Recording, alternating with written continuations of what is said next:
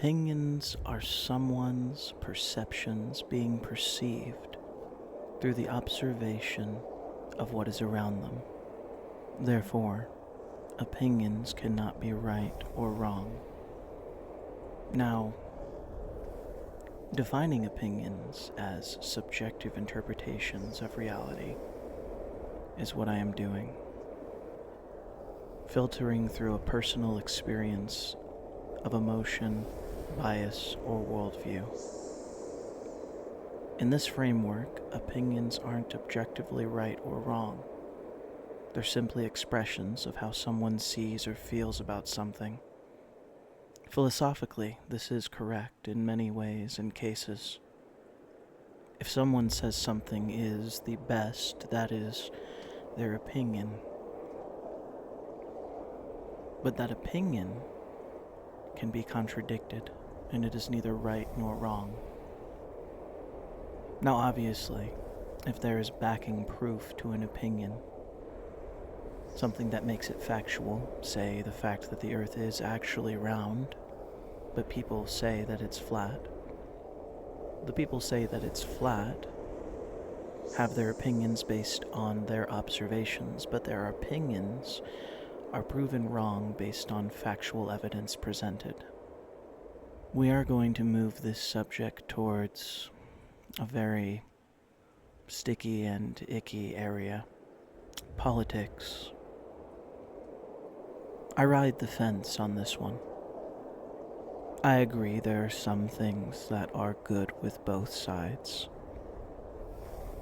And like everything else, I will be playing the devil's advocate in this for both sides. And this subject matter is about Hasan Piker. Dive with me, my little shadows, into this introspective journey of why anybody in politics is neither right or wrong, but merely opinionated based on their observations and perceptions of the world around them.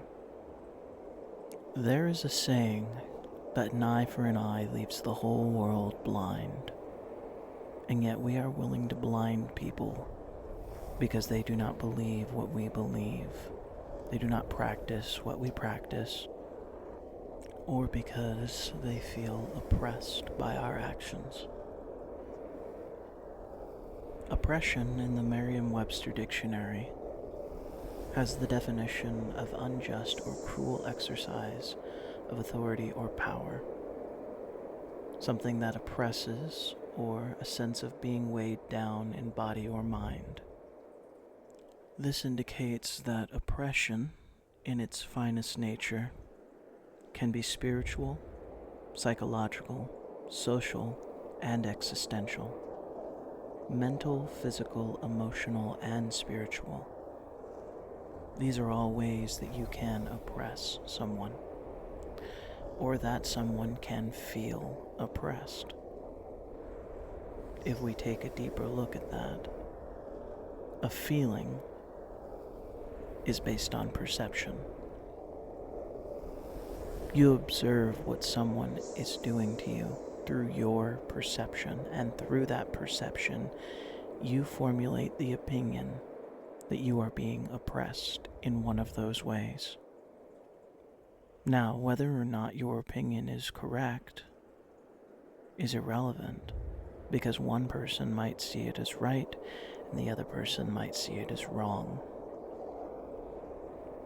Obviously, there are some exceptions to this rule, but I'm not here to discuss semantics.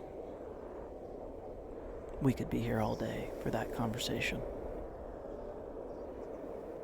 I'm here to discuss how oppression has a secret definition that often is not discussed because it is based in philosophy. Oppression itself is a perceptual opinion.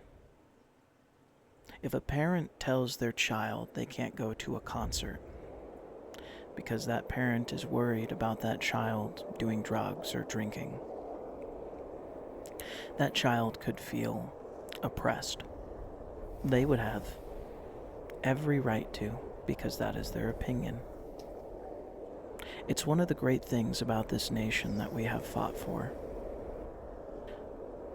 When someone said something stupid, we used to bully them into changing their opinion. Now we don't do that anymore. We give everybody a voice. Even if their opinion is wrong because of factual evidence, we still allow them to think the way they want to think, to act the way they want to act within reason. So, in regards to Hasan, I would have to say that he is entitled to say what he thinks, and he is entitled to his opinion, and he is, in his mind, correct. I would say anyone that disagrees with him is also correct. Just because you can prove somebody is wrong doesn't mean that they will ever believe it. They are basing their opinions in the most truthful manner possible, based on their perception and their observation. And each and every one of us has a unique perception and observation. So if I accept that people have died, shed blood, destroyed themselves for this very freedom, for the freedom to say what you would like to say within reason, do what you would like to do within reason, the true essence of freedom. If I believe in that, then I have to allow people to say things I might disagree with. And I have to accept their opinion, but I'm allowed to disagree with it. Agree to disagree. Something that I find when I watch a lot of Hasan's videos, he has an issue with doing. He will scream from the top of the rooftops that everyone else that doesn't believe what he believes is wrong. And there are people on the opposite side of the spectrum that will do the same exact thing. This makes both parties wrong. That is my opinion. And I re-establish the fact that my opinion is neither right nor wrong. It is just an opinion.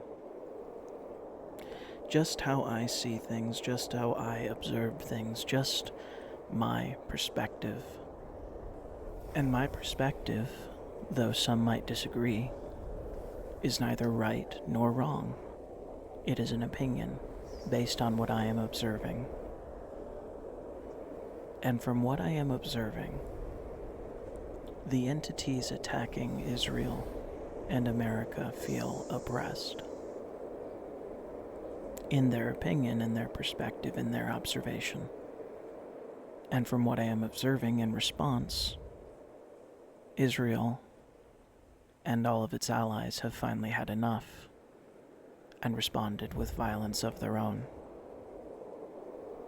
because they feel oppressed. And this is the true crux of all of this. Instead of agreeing to disagree, both sides have become hell-bent on proving the other is wrong. Two things can be right at the same time while being wrong at the same time. When a truth is a complete truth, it becomes an untruth. If I, for example, go spend a week at a friend's house, and I tell that friend, don't make me coffee, I brought my own coffee. Brought my own coffee maker, don't worry about it, I'm gonna do it myself. That's a truth. But then if I stand in front of their friends and I say, this person has no hospitality in my opinion, they didn't offer me any coffee, they didn't make me any coffee, they didn't offer to let me use their coffee machine, that is a truth as well. I beat them to the punch. It isn't that they're actually inhospitable. It's that I told the truth, but that truth was also a lie. They didn't offer me coffee, but I told them not to. But the people I'm talking to don't know that. So technically I'm telling the truth, but also technically I am lying. The mental gymnastics of it are complicated, but the point of it is that we can't even begin to perceive the whole perspective picture. We can only see what we're offered. We can only react based on what we're offered, what we observe, what we perceive. And then we formulate opinions based on that. And those opinions shape who we are and what we believe and what we will fight for. And oftentimes, we forget that other people are the same way. So, the next time somebody disagrees with you, Hasan, or the next time you disagree with somebody, acknowledge instead that it is a differing of opinions and that you will agree to disagree instead of losing your literal crap and turning into a yelling, screaming, inhuman mental breakdown of a person. The fact is, if you get so angry that you start yelling over someone else, you have already lost the conversation because they have gotten under your skin. And if you firmly believe what you believe, then you will never yell, you will never scream, you will never feel the need to be so angry to get to that point. It's quite the opposite, actually. When you firmly believe something, and when you are firmly planted in that belief, nothing can shake the peace that you feel. And that peace is tranquility. Because you admit to agree to disagree. You admit that your peace is more valuable than trying to prove somebody wrong. That being said, I don't think that Hasan is a liar, and I don't think that he is telling the truth. I don't think anybody political lies. Well, I mean, obviously, you can tell which ones. But what I think we have a case of here is that based on the observations and perceptions that Hasan has experienced, based on the observation and perceptions that all of us non-politicians have experienced, our perceptions form what we believe in, and our beliefs are formed by what we observe, and what we observe is what we decide to say is our truth. Now, whether or not we open up the box and accept other people's truths is entirely up to us. To see both sides of the coin, to play devil's advocate, is very hard. It's something we don't normally do. It's very, very hard to agree to disagree when it comes to things we are so passionate about. But passion can often be the killer of knowledge, as much as it can also lead to a deepening of knowledge. In my opinion, which I will admit is neither right nor wrong, Hasan has forgotten the truest form of politics, and he has forgotten the truest form of what it means to be outrospective and altruistic, to give the news in a non-biased manner. And I don't think Hasan is alone in this memory loss. I think everyone has forgotten that news itself was originally meant to be unbiased information given to the people. And now, everyone takes sides. Even Hasan. There should be no side-taking in situations such as these. But at the end of the day, regardless if I think it is right or wrong, these are the freedoms that were fought for on our behalf, to be able to have an opinion based on our perception and what we perceive being based on what we can observe around us. And we use these things to formulate our opinions and therefore our morals. And from those morals, our beliefs. It's like trying to look into a room with a painting in it through only the keyhole of the door. You are staggering yourself. If you accept all, then you believe all, and your mind will be opened to both sides of the coin. But if you only accept what you can see, and if you only accept what you believe, then you are free to live in that realm. But it does severely limit your view of things. And that is a fact based in opinion. Keep your eyes open, little shadows. Keep your mind open. Open the door and see the entirety of the greatest work of art. Everything, all at once. Do not limit yourself. And Hasan, if you do hear this, I hope that you see it for what it is.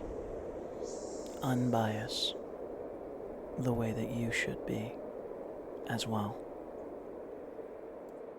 Thank you for listening. Have a blessed day.